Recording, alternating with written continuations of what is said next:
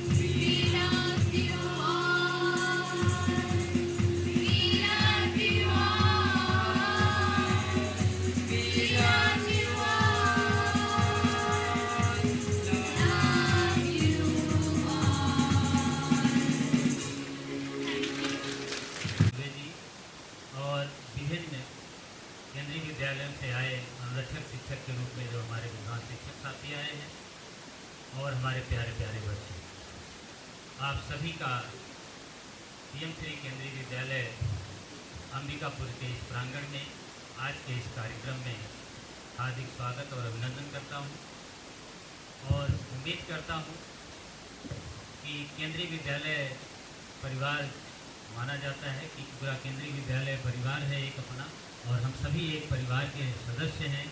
कार्यक्रम को कल के इस 2 दिवसीय कार्यक्रम जो हो रहा है आज और कल का, उसको सफल बनाने में अपना पूरा सहयोग देंगे और जिससे हम सभी मिलकर आज के इस कार्यक्रम को सफल कर सकें। और हम लोगों का सौभाग्य है कि हमारे बीच पूर्व सांसद माननीय श्री कमलनाथ जी निर्णायक सदस्य के साथ साथ उनके अतिथि के रूप में हमारे बीच उपस्थित हैं और आप लोगों के जो आज प्रस्तुति होगी उसमें आप पूरी कोशिश अपनी करेंगे ही और आप सफलतापूर्वक अपने कार्यक्रम को यहाँ प्रस्तुत कर सकें, उसके लिए भी शुभकामनाएं देता हूँ और आशा करता हूँ कि हम लोग 2 दिवसीय इस कार्यक्रम को सफल बनाने में आपसी सहयोग से आगे बढ़ेंगे। धन्यवाद।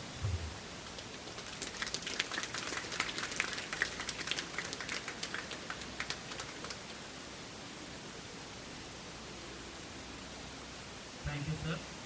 Thank you so much for welcoming all the dignitaries as well as the participants and also for extending the good wishes for our budding talented students who will be the future of this India and shouldering the responsibilities to take the country a step ahead. Thank you so much. It is with great pleasure that I invite respected Ravindra Kumar Sarji, the Assistant Commissioner KBS Raipur Region, to bless us with your inspiring and valuable words. Sir, please welcome him with the applause.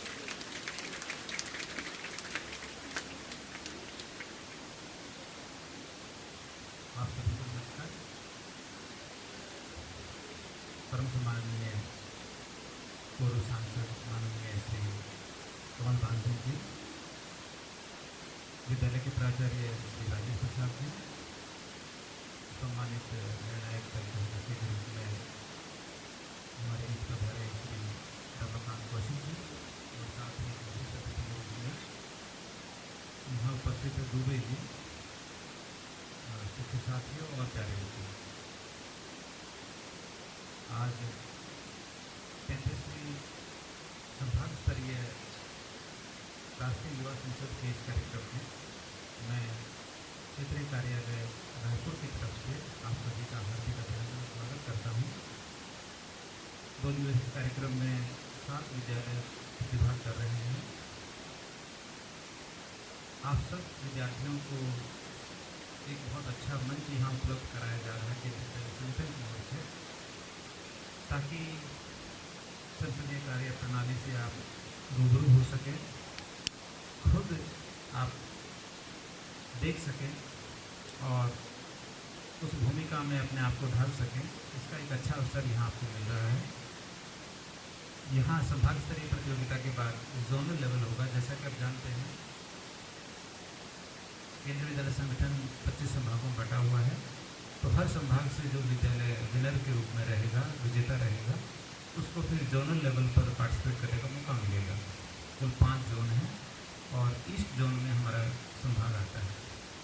तो आप सबको मैं रायपुर संभाग की ओर से, माननीय उपायुक्त की ओर से इस कार्यक्रम में बेहतरीन प्रदर्शन के लिए शुभकामनाएं देता हूं। आप अपने प्रयास में सफल हों, इसकी मेरी ओर से शुभकामनाएं, और यहाँ से आप कुछ सीख कर जाएँ। साथ ही इन 2 दिनों के दौरान प्रयास करें कि आप बहुत ही अनुशासित रहें, विद्यालय की जो संपत्ति है उसको अपना समझकर इस्तेमाल करें, और केंद्रीय विद्यालय के बच्चों से ही अपेक्षा हमेशा की जाती है। साथ ही यहाँ जो संसाधन है, चाहे वो बिजली है, पानी है, उसका भी आप ध्यान रखेंगे। तो मैं पुनः एक हमारे बीच आज उपस्थित मुख्य अतिथि महोदय, विशिष्ट अतिथि के रूप में दुबे जी और रमाकांत कौशिक जी का भी पुनः स्वागत और अभिनंदन और आप सब बच्चों को बेहतरीन प्रदर्शन के लिए शुभकामनाएं प्रेषित करता हूँ। जय हिंद, जय Bharat.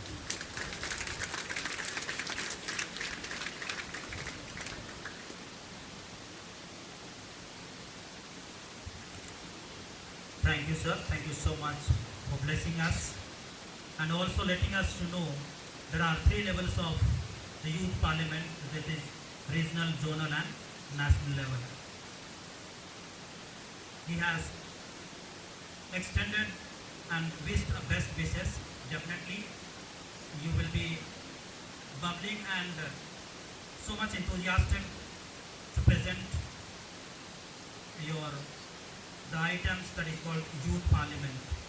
I'm sure that this platform will give you a chance for the better exploration of your talent. And the sir has rightly pointed out that discipline is the hallmark of any of the event like this.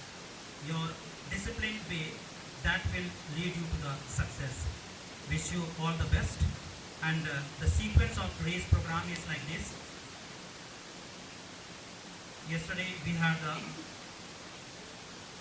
draw system. Through draw system, the KVS, the 4 KVS have been selected to put up their show or the parliament proceedings. First is KV Cherviri. Immediately after this, the KV Cherviri will take on the stage. Second is KV Raipur number 1, shift 2. Third is KV Rajnandgaon. And fourth is KV Jhagrakhand. Immediately after KV Cherviri performs their youth parliament on the stage, there will be a tea break. Okay? After that, one more group will take on the stage. Thank you and have a successful and wonderful day. Yeah, KV Cherviri, please come on the stage. May I request all the sport teachers to guide the students to be seated on their respective place.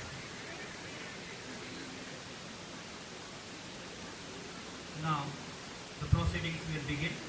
We all will witness. All the participants, please be seated and clearly, neatly and observe these proceedings and learn something and go from here. Okay. All the incident that teaches us something or the other.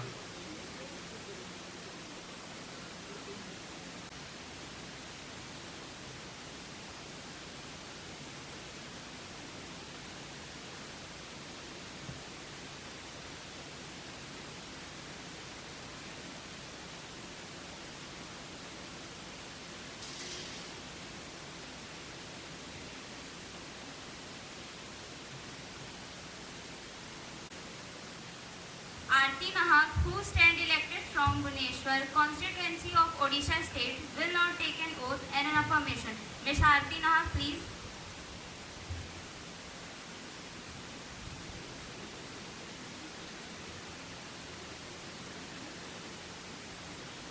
Do you want to take an oath or an affirmation? Oath, please. In which language would you like to take the oath? Odia.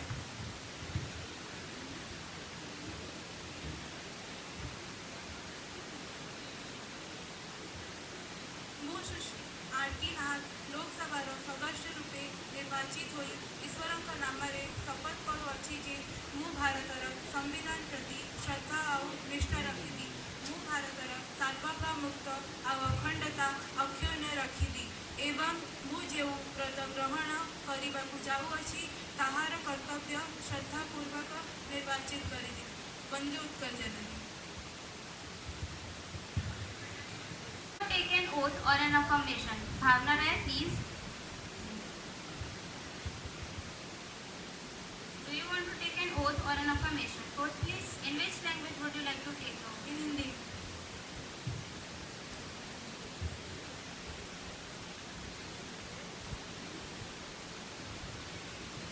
मैं सुश्री भावना, जो युवा संसद की लोकसभा की सदस्य निर्वाचित हुई हूँ, ईश्वर की शपथ लेती हूँ कि मैं विधि द्वारा स्थापित भारत के संविधान के प्रति श्रद्धा और निष्ठा रखूंगी, देश की प्रभुता और एकता बनाए रखूंगी तथा जिस पद को मैं ग्रहण करने वाली हूँ उसके कर्तव्यों का श्रद्धापूर्वक निर्वहन करूंगी।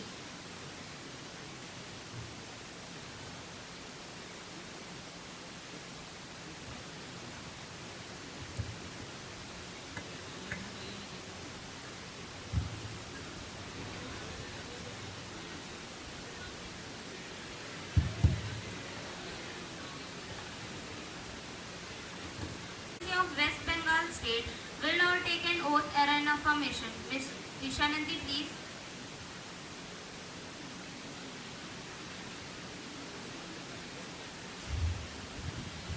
Do you want to take an oath or an affirmation?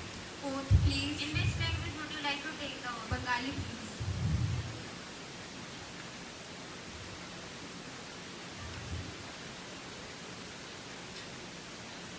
আমি দিশা নদী যিনি যুগ সংসদের লোকসভা সদস্য হিসাবে নির্বাচিত হয়েছি ঈশ্বর নামে শপথ করছি যে আমি আইন দ্বারা প্রতিষ্ঠিত ভারতের সংবিধানের প্রতি বিশ্বাস ও অনুভূতি বজায় রাখব ঈশ্বর দেশের সর্বপূর্ণ ও ঐক্য এবং আমি যে পদে অধিষ্ঠিত হতে পালন করব আর নিষ্ঠার সঙ্গে দায়িত্ব পালন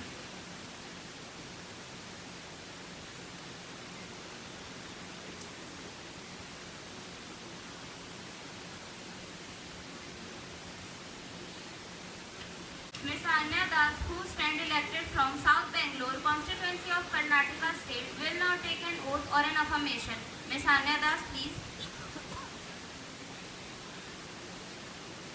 Do you want to take an oath or an affirmation? Oath, please. In which language would you like to take the oath? English, please.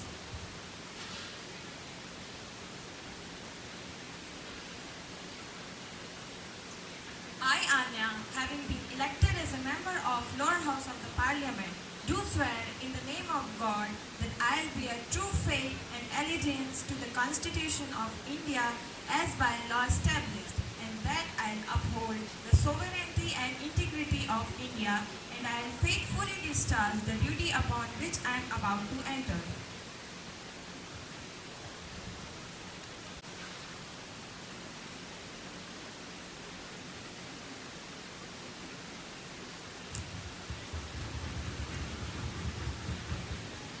Ms. Harshita Bagre, who stand elected from Balapur constituency of Maharashtra state, will now take an oath or an affirmation.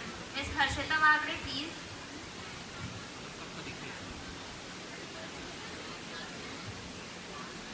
Do you want to take an oath or an affirmation? Oath, please. In which language would you like to take the oath? Marathi.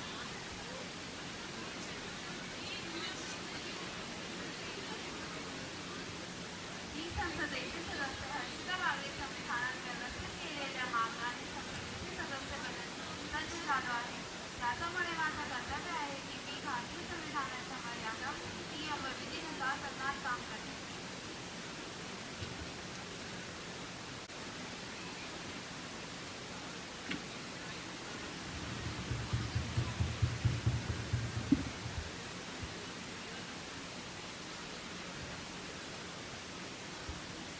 Venkatesh Srinivas प्रसाद कर्नाटक में एक प्रमुख भारतीय राजनीतिक नेता थे जिन्हें एक महत्वपूर्ण दलिया नेता के रूप में भी पहचाना जाता था उन्होंने 1999 से 2004 तक केंद्रीय मंत्री के रूप में और 2013 से 2016 में राज्यसभा मंत्री के रूप में कार्य किया है प्रसाद 6 बार लोकसभा के लिए चंपारण नगर से चुने गए और उन्होंने 2021 में राजनीति से संन्यास की घोषणा कर दी वे अपने राजनीतिक न्याय के प्रति अपनी प्रतिबद्धता के लिए बहुत प्रसिद्ध थे 2024 में उनका निधन हो गया और उनके सम्मान के राजनीतिक नेताओं द्वारा श्रद्धांजलि और एक राज्यपाल की घोषणा की गई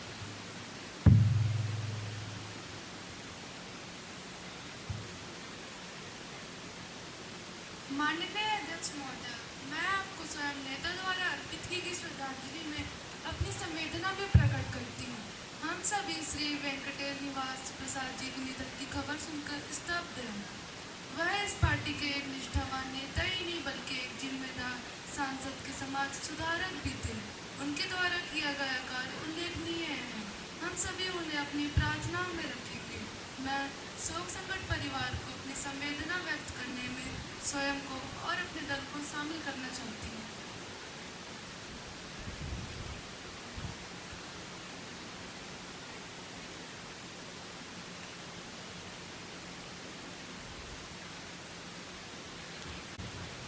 Madam, I would like to associate myself with the tribute paid by you and the leader of the house. Venkatesh Srinivas Prasad was a prominent leader, died peacefully on 29 April 2024. We mourn profoundly the passing of a cherished leader.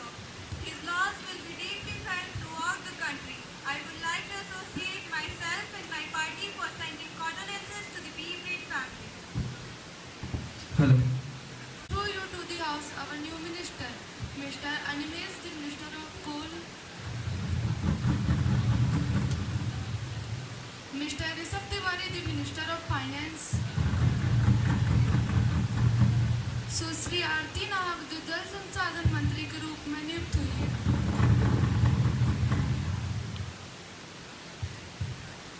And now we beginning with the question hour. Question number 101, Leader of Opposition, Ms. Arpita Behra, please.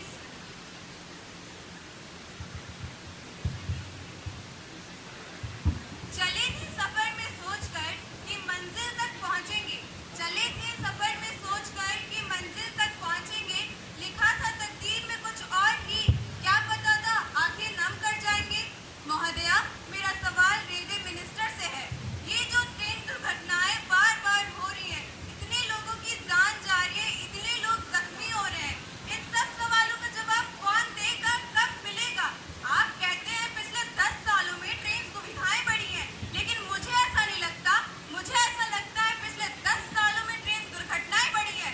Last year in Odisha, a major train accident happened, and this year also on the same date, one more train accident happened. Few days back in Jharkhand, 18 bogies derailed, 2 people died and many people got injured. महोदया, सिर्फ इतना ही नहीं, और भी बहुत सारे हादसे हुए हैं। अब तो मुझे ऐसा लगने लगा है कहीं ट्रेन एक्सीडेंट्स का रिकॉर्ड ही ना बन जाए। आखिरकार सरकार जो दावा करती है सेफ्टी और सिक्योरिटी का, और इतना बड़ा बजट जब है सरकार के पास, फिर भी इतने सारे ट्रेन एक्सीडेंट्स क्यों हो रहे हैं? इतने पैसे लगाए जा रहे हैं कवचों के ऊपर, फिर भी उन कवच काम क्यों नहीं कर रहे हैं? क्या कमी आ रही है उनमें?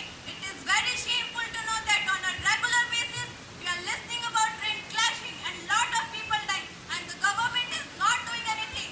The nation wants to know, ma'am, why government is not doing anything? जो लोगों की जान जा रही है और जो लोग जख्मी हो रहे हैं, उनके और उनके परिवार के लिए क्या कर रही है सरकार? महोदया, मैं आपके माध्यम से रेलवे मिनिस्टर से ये पूछना चाहती हूँ, आगे ऐसी कोई घटनाओं ना हो इसके लिए क्या कर रही है सरकार?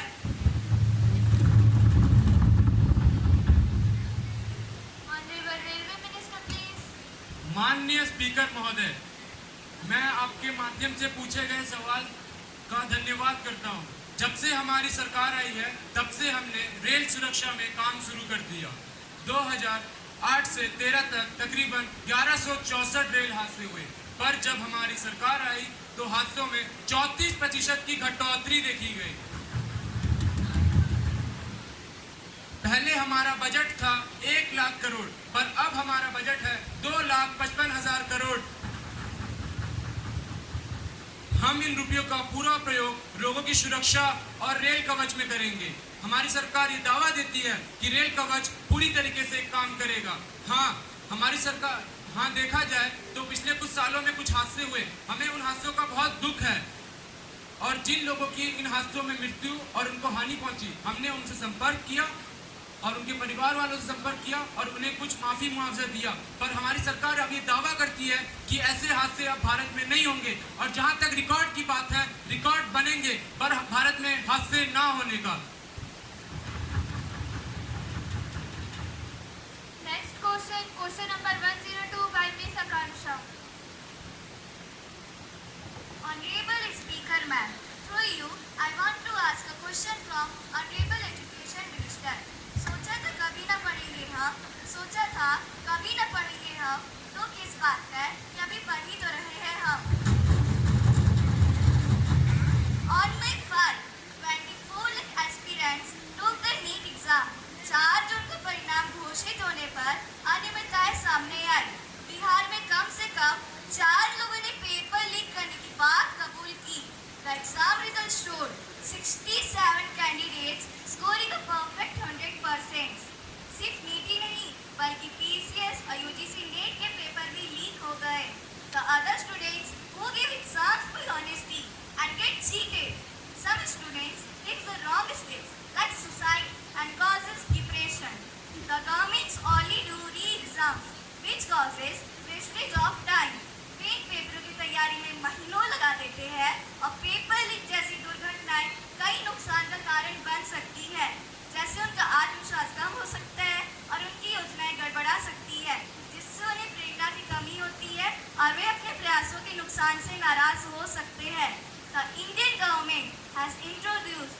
Public Examination Prevention of Unfair Means Act 2024 to address paper leaks and cheating in public exams. Instead of the paper are leaked and such wrong practices continue. Recently, in our Indian capital Delhi, Rouse IS study circle में बाढ़ त्रासदी से 3 छात्रों की मौत के रूप में अपूर्णीय क्षति हुई है। उन्हें मेरी दिल से सच्ची श्रद्धांजलि। ऐसे संस्थानों द्वारा दिशा निर्देशों के उल्लंघन को रोकने में दिल्ली सरकार की लापरवाही के कारण अब तक सिर्फ कोचिंग संस्थान के CEO और अन्य अधिकारियों को गिरफ्तार किया गया। Is this sufficient? Why such incidents are recurring? Honorable Speaker, ma'am, I would like to put forward this issue to the Minister of Education as to what provisions did the government make so far to curb such practices. Do government give the guarantee of no such wrong practices in future? Honorable Education Minister, please. Honorable members of the Assembly, esteemed colleagues, I rise today to address a matter of significant concern and importance to the recent breach of NEET, National Eligibility Cum Entrance Test examination paper. This incident has not only compromised the integrity of our most critical examination paper, but has also distressed two students and their families. As the Education Minister, I assure you that we take this issue with the seriousness and are committed to ensure that such type of incidents do not reoccur. First and foremost, let me express my profound disappointment over this breach. NEET examination is a concern stone for students aspiring to enter the medical field, and any type of compromise in its integrity is unacceptable. Our education system prides itself on its meritocracy and fairness transparency. Thank you. Question number 103 by Ms. Priya. Honorable Speaker, through you, I would like to ask a question to Finance Minister.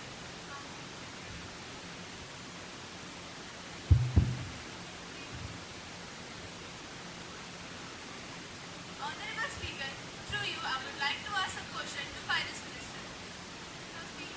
माननीय वित्त मंत्री, मैं यहाँ लाखों middle class नागरिकों का प्रतिनिधित्व करते हुए आपसे सवाल करते हैं जो हमारी वर्तमान टैक्स प्रणाली से बेहाल हो चुके हैं। हम ईमानदारी से अपना टैक्स भरते हैं और देश की राजस्व में महत्वपूर्ण योगदान करते हैं, फिर भी सबसे भारी टैक्स का बोझ हमारे ऊपर ही है और बदले में सबसे कम फायदे मिलते हैं। हम जब गाड़ी खरीदते हैं तो तरह तरह के टैक्स देने पड़ते हैं। GST से लेकर रजिस्ट्रेशन फीस तक एक 10 लाख की गाड़ी की कीमत 17 से 18 लाख तक पहुँच जाती है और जब हम पेट्रोल भरवाते हैं तो उस पर भी भारी टैक्स लगता है। हम जब सड़क पर चलते हैं तो हमें टोल देना पड़ता है। हमारी तनख्वाह पर भी कड़ी मार पड़ती है। हमारी सैलरी सीधा TDS के रूप में कट जाती है जो हमारी नेट सैलरी को कम कर देता है। और बात यहाँ पर ख़त्म नहीं होती। हम जब ग्रोसरी और अन्य जरूरी सामान खरीदने जाते हैं तो उस पर भी 18% का टैक्स लगता है CGST और SGST के रूप में। मतलब जीने के मूलभूत आवश्यकताओं पर भी भारी टैक्स देना पड़ता है। और जब हम थोड़ी बचत कर इन्वेस्टमेंट करते हैं तो हमारी छोटी सी छोटी कमाई पर हमें टैक्स देना पड़ता है और जब हम उस पर नुकसान उठाते हैं तो हमें सरकार की तरफ से कोई सुरक्षा नहीं मिलती। हमारी इन्वेस्टमेंट्स पर लगने वाले ये टैक्स हमारी इन्वेस्टमेंट के भविष्य को सुरक्षित करने के इरादे को कमज़ोर करता है और इतने बड़े योगदान के बावजूद हमें बदले में क्या ही मिलता है। हमारी सड़कें अभी भी गड्ढों से भरी हुई हैं। हम सड़कों पर घंटों ट्रैफिक में फंसे रहते हैं। गरीबों को तरह तरह की सब्सिडी और फ्री भी मिलती है और अमीरों को टैक्स से छूट। यह स्पष्ट असमानता पैदा करता है। मेरा सवाल आपसे सीधा है कि मिडिल क्लास को समाज का एक कटा हुआ हिस्सा क्यों समझा जाता है। हमें इसे स्पष्ट प्रभावी उपाय चाहिए जो हमारे टैक्स के योगदान को वास्तविक फायदे में बदले। धन्यवाद। Honorable Finance Minister, please.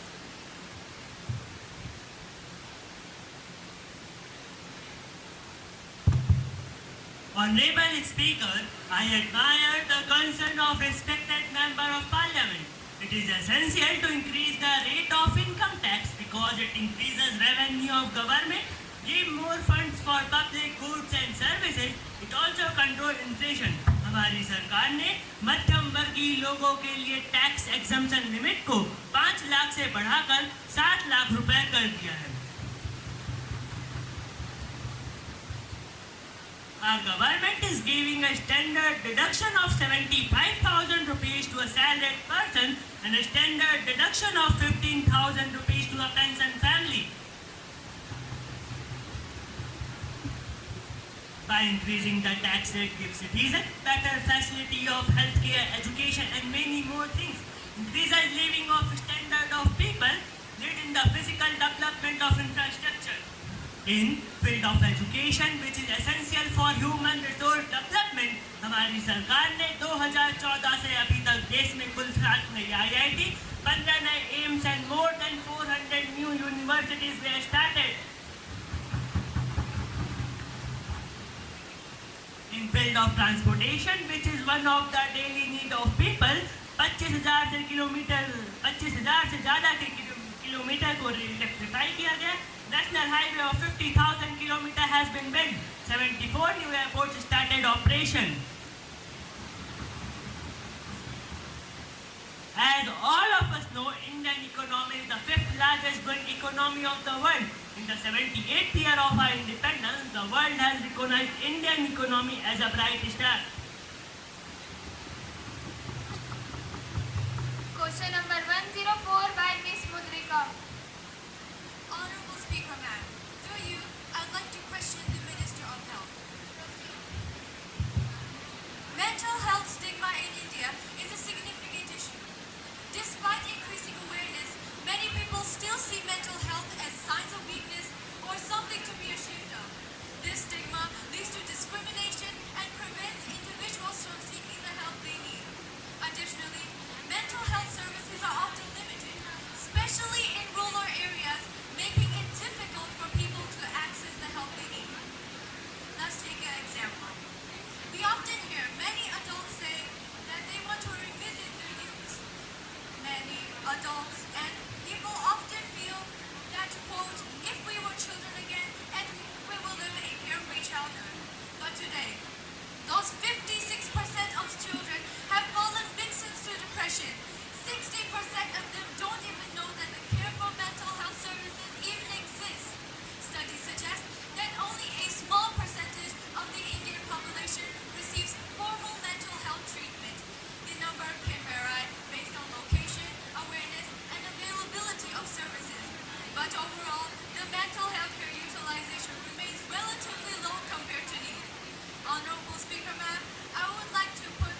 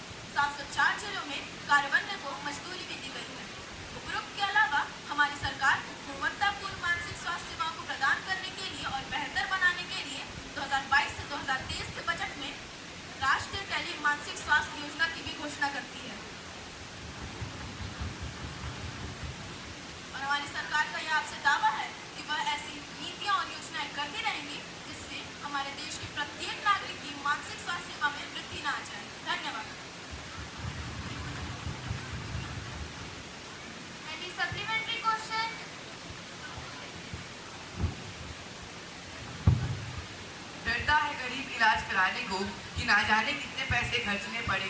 4 पैसे कमाए थे मैंने, न जाने कितने ले लिए।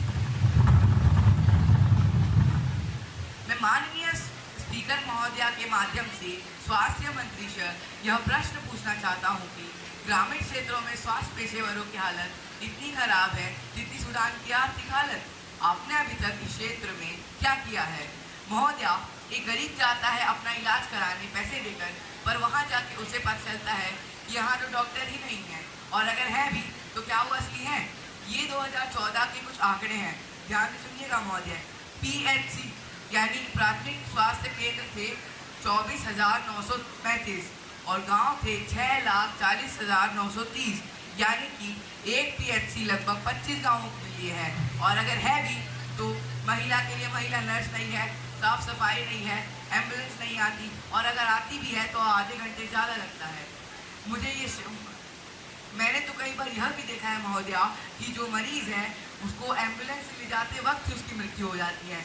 मुझे शर्म आती है ये कहने पे कि दुनिया के सबसे बड़े लोकतांत्रिक देश होने के बाद भी यहाँ एक गरीब इलाज ना मिल पाने की वजह से अपने प्राण खो रहा है। तो मैं माननीय स्पीकर महोदया के माध्यम से स्वास्थ्य मंत्री से प्रश्न पूछना चाहता हूँ, क्या कोई जवाब है आपके पास इसका महोदया?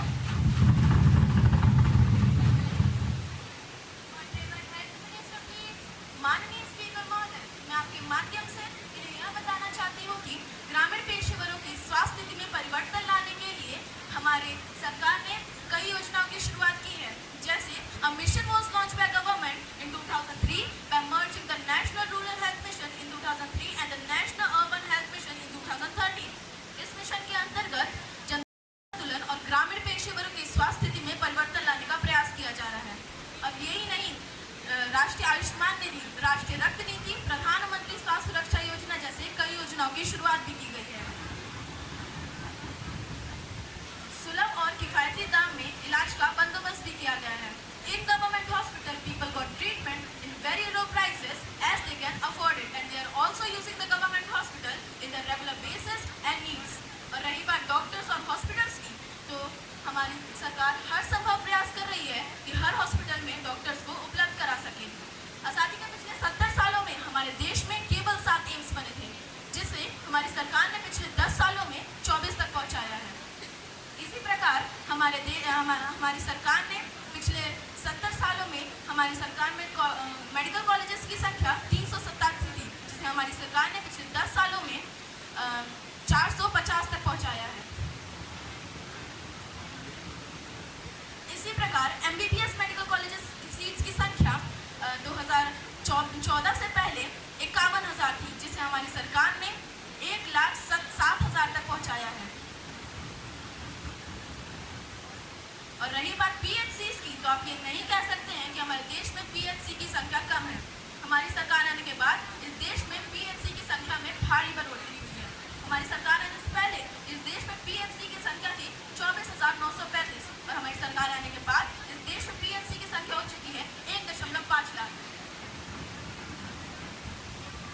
हमारी सरकार ये वादा करती है कि वह ऐसी नीतियाँ और योजना चलाती रहेगी जिससे प्रत्येक ग्रामीण वासी के स्वास्थ्य स्थिति में परिवर्तन आ जाए। धन्यवाद। Question number 105 by Mr. Ayush. तो माँ कहाँ से पाओगे? जरा सोचो, किसान मार डालोगे तो रोटी कहाँ से लाओगे? रोटी कहाँ से लाओगे? महोदया, मैं आपके माध्यम से कृषि मंत्री से कुछ प्रश्न पूछना चाहता हूँ। आपने 2014 के चुनाव में वादा किया था कि 2022 तक किसानों की आय दुगनी हो जाएगी, और इस वादे को कहे आपको 10 साल हो गए हैं। किसानों की आय दुगनी तो छोड़िए बल्कि आधी हो गई है। और महोदया, किसानों की हालात सुधरने के बजाय और बदतर हो गई है। जिन किसानों के बच्चे बाहर नौकरी कर रहे हैं या कुछ और काम कर रहे हैं, वही आज पक्के मकानों में रह रहे हैं। बाकी किसान आज भी कच्चे मकानों में रहने को मजबूर हैं। महोदया, कीटनाशक और उर्वरक के बढ़ते दामों के कारण व समय पर न मिलने की वजह से किसानों को मजबूरन खाद रैक में लेना पड़ रहा है, जिससे उनका मुनाफा नहीं हो पा रहा है। इसके लिए सरकार ने क्या नीतियां लागू की हैं? और मैं यह भी पूछना चाहता हूं कि क्यों किसान गैर संस्थागत ऋण जैसे साहूकार और जमींदारों से हाई इंटरेस्ट पर लोन ले रहे हैं, उसे ना चुका पाने की वजह से वह आत्महत्या कर रहे हैं। अगर हम NCRB द्वारा निकाले गए आंकड़े को देखें तो हर साल 10,000 से ज़्यादा किसान अपनी आत्महत्या कर जान गंवा रहे हैं।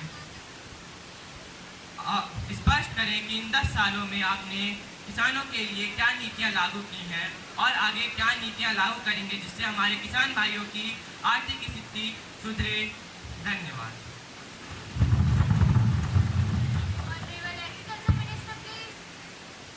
हम तो अन्नदाताओं के साथ खड़े हैं। किसानों के लिए हर कदम बढ़ाएंगे। हर बीज जो बोया जाएगा उससे देश की भूख मिटाएंगे। माननीय स्पीकर महोदय, 2014 के चुनाव के दौरान हमने किसानों से वादा किया था कि उनकी आय को दोगुनी कर दी जाएगी और यह मानना सही है कि किसानों को आज भी उनकी आर्थिक स्थिति में सुधार का इंतजार है। हालांकि हमें यह भी समझना चाहिए कि पिछले कुछ वर्षों में किसानों के भलाई के लिए सरकार ने कई सारी नीतियां और योजनाएं लागू की हैं कि किसानों की आय बढ़ाने के लिए सरकार की तरफ से प्रधानमंत्री किसान सम्मान निधि जैसी योजनाएं शुरू की गई हैं जिससे सीधी आर्थिक सहायता मिलती है। इसके अलावा फसल बीमा योजना, सॉइल हेल्थ कार्ड, प्रधानमंत्री कुसुम योजना और MSP में बढ़ोतरी जैसी कई नीतियों को लागू किया गया है। कीटनाशकों और उर्वरकों के बढ़ते दाम एक गंभीर समस्या है और हम इसे ध्यान में रखते हुए कई नई नीतियों पर काम कर रहे हैं। सरकार की तरफ से सब्सिडी बढ़ा करके और उर्वरकों को कीमतों को नियंत्रित करने का प्रयास किया जा रहा है ताकि किसानों को यह सस्ते से सस्ती दर पर उपलब्ध कराया जा सके। अब जहां तक किसान आत्महत्याओं का सवाल है, यह काफ़ी गंभीर और संवेदनशील मुद्दा है। सरकार इसके समाधान के लिए मानसिक स्वास्थ्य सेवाएं, आर्थिक सहायताएं और कर्ज माफी जैसी योजनाओं पर काम कर रही है। 2013 से पहले किसानों की मासिक आय 6,426 रुपये थी, जो इसमें अब बढ़ोतरी होकर के अब वो 10,218 रुपये प्रति माह हो चुकी है। इसके अलावा जिन ग्रामीण क्षेत्रों में बैंकिंग सुविधाएं उपलब्ध नहीं थी, उन ग्रामीण क्षेत्रों में बैंकिंग सुविधाएं उपलब्ध कराई गई हैं ताकि किसानों को कम से कम ब्याज दर पर अधिक से अधिक लोन प्राप्त करवाया जा सके, जिससे किसानों की मेहनती कमाई का अधिकांश हिस्सा उनके ब्याज दर में चुकाने के बजाय उन्हें अपने विकास में लगाने का अवसर प्राप्त होगा।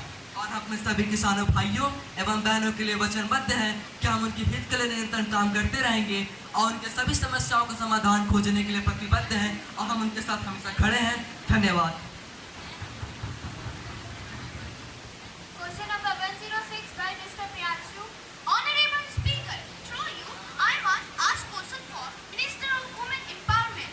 India ranked 148 out of 193 country in the term of women representation. In year 2019, there are 78 women in Lok Sabha, which is approximately 14.4% of the total member of Lok Sabha, and 27 in Rajya Sabha, which is approximately 11% of the total member of Rajya Sabha.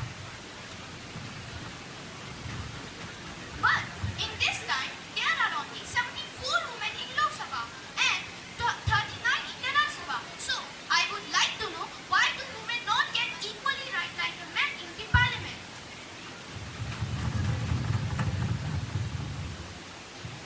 Women and Child Welfare Minister, please. माननीय speaker महोदय, भारत सरकार ने संसद में महिलाओं की प्रतिनिधित्व बढ़ाने के लिए कई उपाय लागू किए, जैसे कि 1992 में अधिनियम 73-74 संविधान संशोधन में पंचायतों और नगरपालिकाओं में महिलाओं के लिए 33% सीटें आरक्षित की हैं, जिससे जमीनी स्तर पर महिलाओं की राजनीतिक भागीदारी को बढ़ने और उनके योगदान को उजागर करने के लिए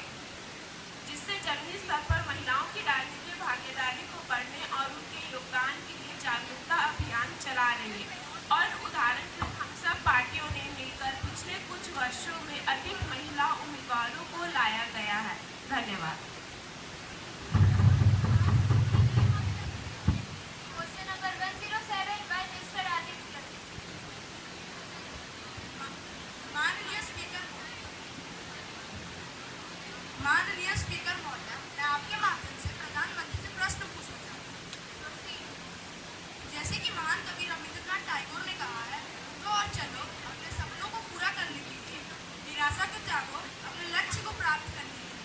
क्या सरकार युवाओं को अपने सपनों को पूरा करने के लिए प्रेरित कर रही है? क्या उन्हें आत्मनिर्भर बना रही है? महोदय, भारत में बेरोजगारी के दर में वृद्धि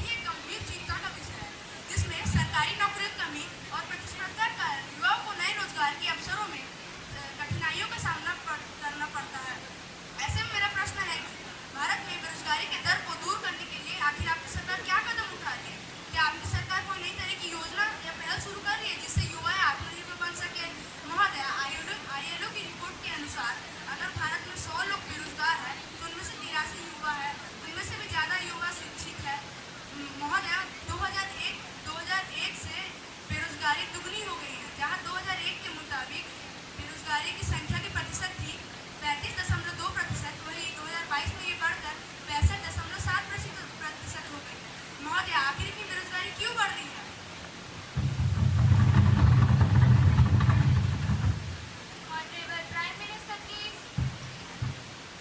ऑनरेबल स्पीकर, पहली बात तो ये, दुनिया में इतना सारा काम मानव के बिना तो संभव है नहीं। दुनिया में इतना सारा काम आखिर मानव ही तो कर रहे हैं। और ये जो बेरोजगारी की बात कर कि उसका संकट तो बहुत पहले से चला आ रहा है। अंग्रेजों ने हमें गुलाम जो बनाया था, लेकिन अब मैं ये दावे के साथ कह सकती हूँ कि हमने इस पर बहुत ध्यान दिया है। अब हमारे पास अवसर ही अवसर है, जैसे there are 1.25 lakh startup today with give jobs to youth. हमारी सरकार नौकरियों के लिए भी अधिक से अधिक वैकेंसीज निकाल रही है and we are focusing on green hydrogen, green job. ये भी एक बहुत बड़ा अवसर बन रहा है। अब जो रिकॉर्डेड चीज़ होती है PLF, आप मेरी बातों में विश्वास नहीं करेंगे, PLF की बातों में तो करते ही होंगे। PLF का कहना है बेरोजगारी बहुत कम हो गई है और यह बातें ऑथेंटिक लोगों ने किया है, यानी ये बात हवा में नहीं हो रही है। पिछले 7 सालों में 6 करोड़ से ज़्यादा नए अफसर टेम्पररी रजिस्टर हुए हैं और यह PLF का डाटा है। पिछले 10 सालों में हर साल 5% रोजगार जनरेट हुए हैं और उन्होंने इसमें 22 चीज़ों को शामिल किया है, यानी आधार एकेडमिक ने बराबर रिसर्च करके निकाला है। और ये सारी चीज़ें धरती पर दिखती भी तो हैं और अब हम क्रिएटिव इकोनॉमी पर ज़्यादा ध्यान दे रहे हैं। धन्यवाद।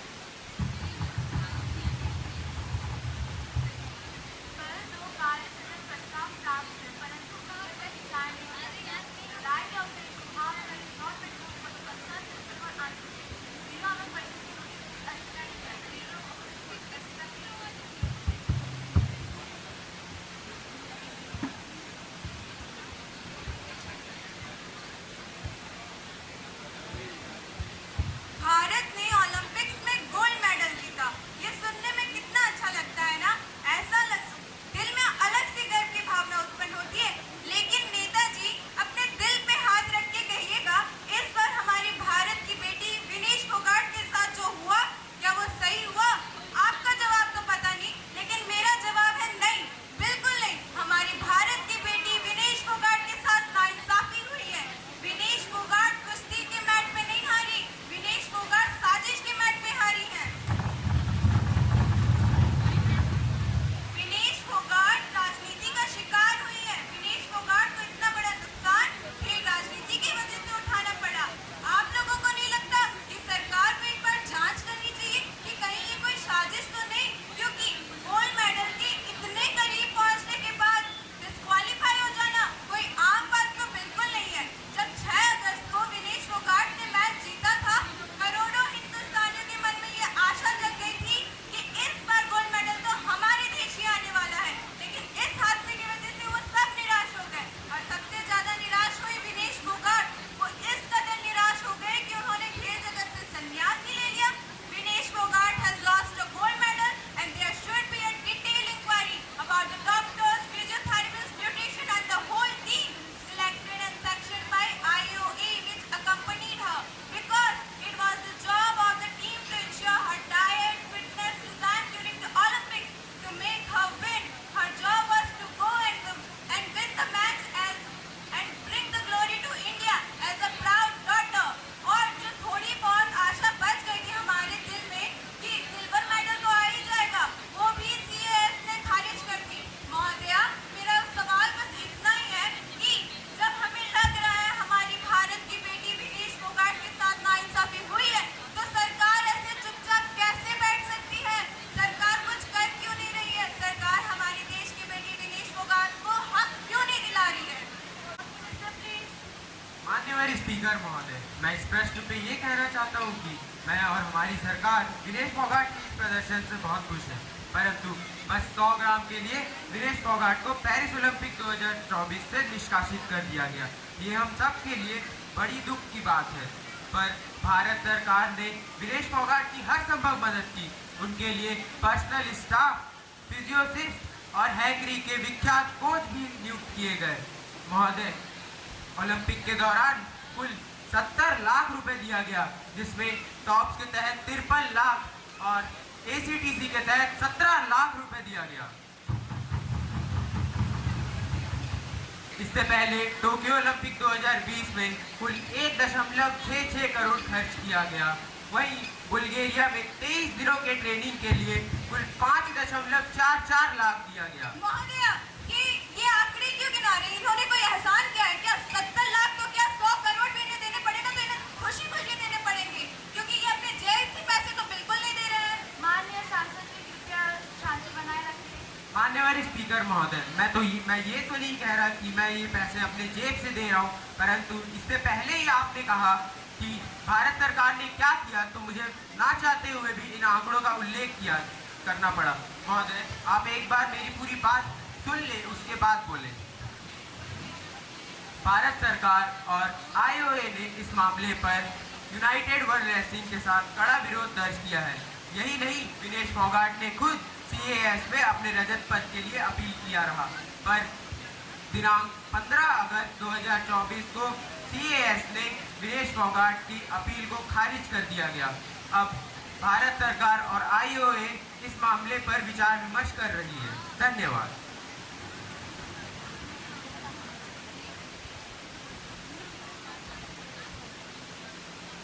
महोदया, कल जब मैं सदन प्रक्रिया के लिए आ रहा था तो मुझे चौराहे पर खड़े अग्निपथ के विरोधी युवा मिले। उनसे अपनी सहानुभूति दर्शाने हेतु मैंने उनकी आवाज़ से आवाज़ मिलाई, किंतु कुछ पुलिस वाले आए और उन सभी के साथ उन्होंने मुझे भी अरेस्ट कर लिया। अपना ID प्रूफ दिखाने पर भी उन्होंने मेरी एक न सुनी। मैंने उनसे कहा भी कि मैं सदन प्रक्रिया में शामिल होने जा रहा हूँ, लेकिन मैं इस मुद्दे पर आज इस सदन में अभी ही इंसाफ गुजारिश चाहता हूँ और इस ब्रीच ऑफ प्रिविलेज पर प्रश्न उठाता हूँ।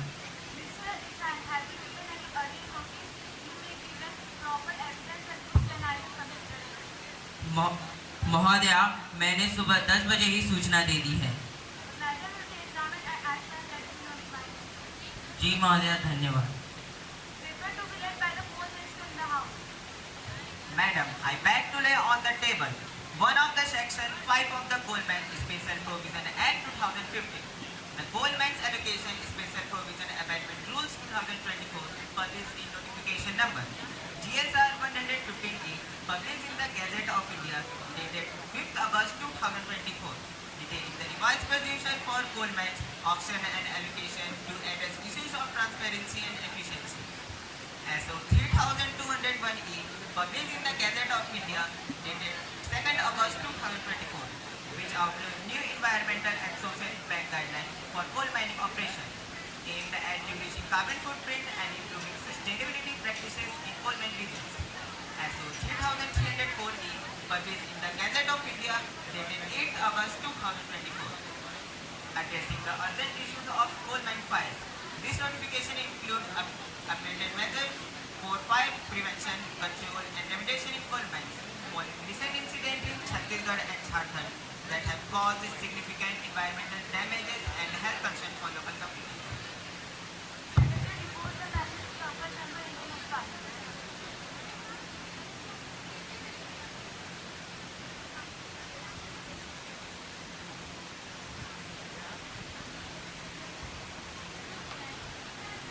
I have to report the following message received from the Secretary of Upper Chamber. In accordance with the provision of the Rule of Procedure and Conduct of Business in the Upper House of Youth Parliament, I am directed to enclose a copy of the Public Examination Bill 2024, which has been passed by the Upper Chamber at its sitting held on 21st June 2024.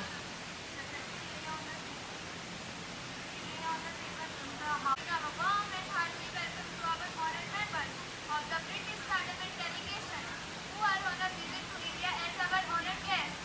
The honored members are His Excellency Lindsay Hall, the Speaker of British Parliament.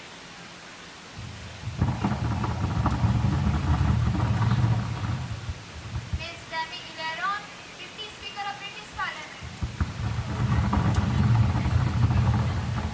Mr. Gary Gillard, Member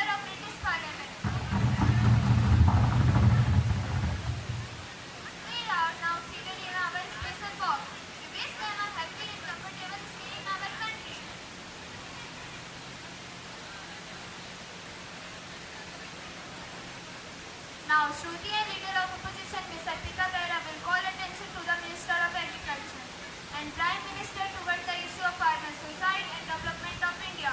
Ms. Shruti, please. अगर आज़ादी के इतने वर्षों के बाद भी इस मुद्दे पर बात करनी पड़े कि किसानों की आत्महत्या इतनी बढ़ के रही, तो यकीन मानिए हमारी गर्दनें सर से झुक जानी चाहिए।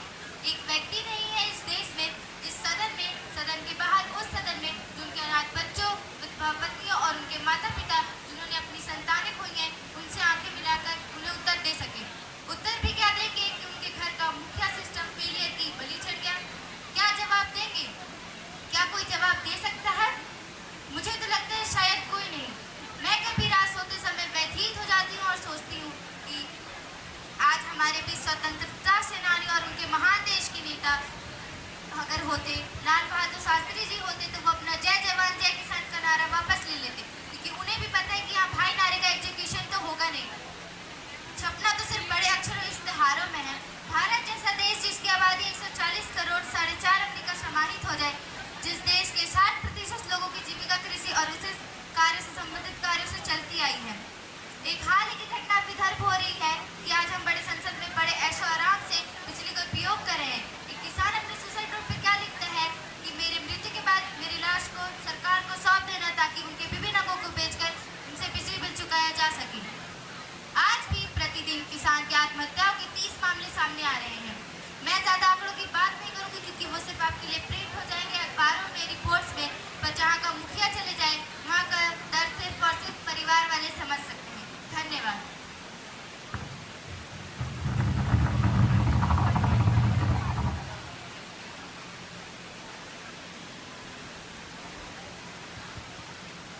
Honorable Speaker, esteemed member of the House, today I rise to address a matter of profound urgency and deep concern, the distressing issue of farmer suicides in India.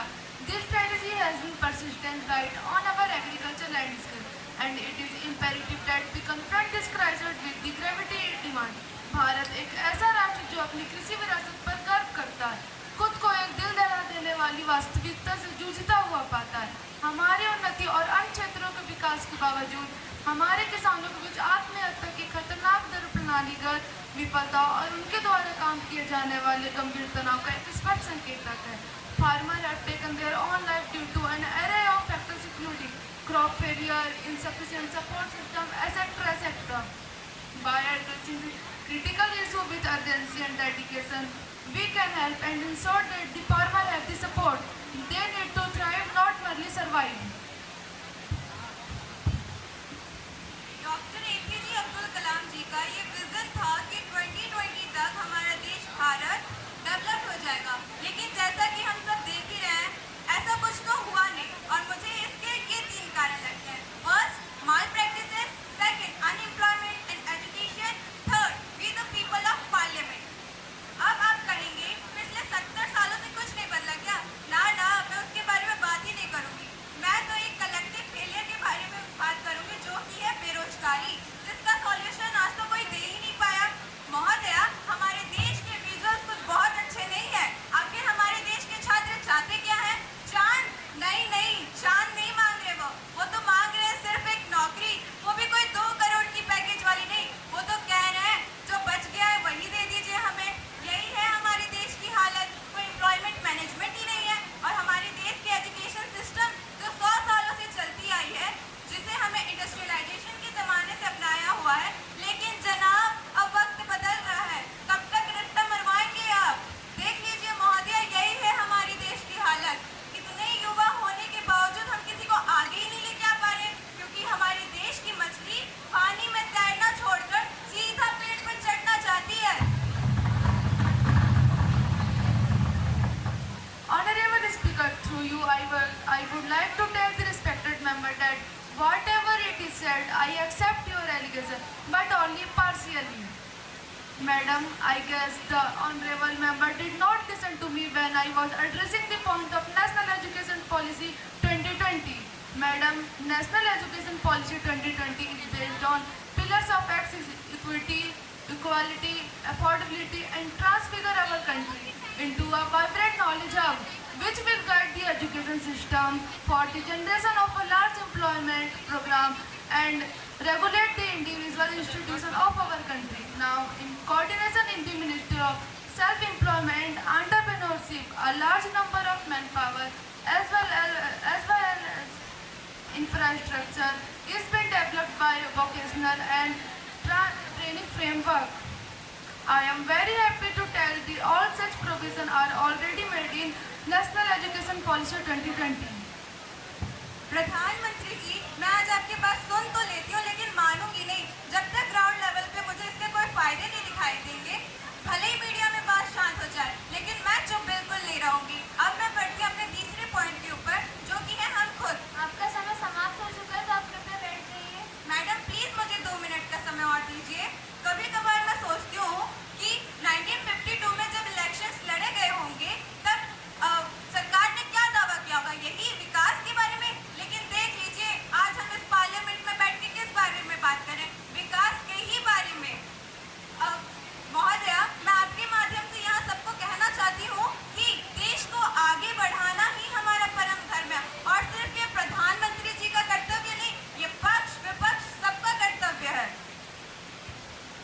मुझे आपकी बातों से कोई आपत्ति नहीं है महोदया। अब विपक्ष के साथियों को देखते हुए मैं ये सोच रही हूँ, खैर सोच क्या रही हूँ, अब हम इससे ही भारत के विकास को निशाना बनाते हुए एक समिति बनाएंगे और योजनाएं बनाते हेतु जिसमें पक्ष ही नहीं बल्कि विपक्ष के साथी भी होंगे, वो भी बराबर की भागीदारी से।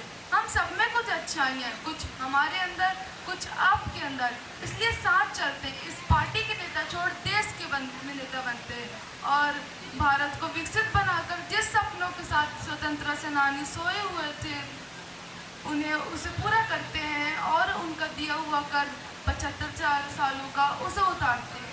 धन्यवाद। प्रधानमंत्री जी, मैं आपके बातों का सम्मान करती हूँ और इस समिति के निर्णय में सहमति जताती हूँ। Honorable Madam Speaker, I beg to move for leave to introduce Finance Bill Amendment 2024 aimed at Finance Bill 2024, which was passed in Lok Sabha on Wednesday, 7th of August 2024, which will allow taxpayer option to switch to a new regime that had lower tax rate or stick to the old regime that had higher tax rate with indexation benefit. The question is, the leave is granted to introduce the Finance Bill, Amended Bill 2024. Those who are in favor will please say yes. Yes. Those who are in against it, please say no. I think the yes have it, the yes have it, the yes have it. Leave it granted. Madam, I introduce the bill. Thank you for joining the Youth Parliament. The House is adjourned to meet again tomorrow at 11 a.m. Thank you once again.